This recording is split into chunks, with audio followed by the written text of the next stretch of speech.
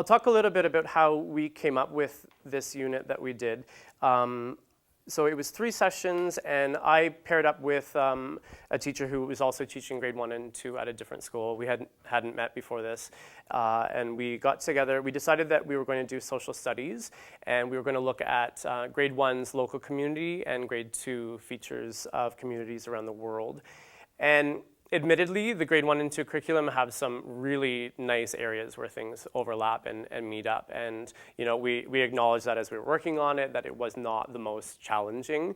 And I'm not professing that it's brilliant by any means, but it happened to work nicely, and we came away with a unit that I used that year, and I've used pieces of it again this year.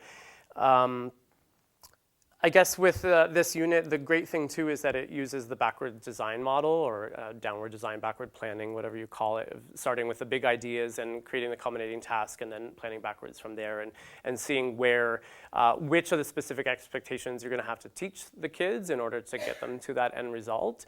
And so we decided that for this unit, communities, we were going to have them create a fictional community.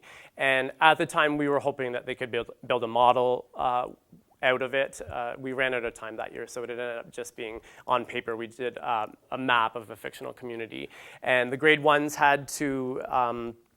had to explain how the map of their community met the needs of the people living there, so food and shelter and clothing and recreation, social. And the grade 2s had to explain how the climate of that fictional community affected the way that people met their needs. So again, it's a common product. It was the same culminating task. The content was different. The big ideas, obviously, were really kind of nicely aligned, although it's kind of deceptive when you look at even 1 and 2 and you think, oh, these really match up really nicely. But the grade 2, it builds on the foundations that they learned in grade 1, but then it takes it in a totally different direction.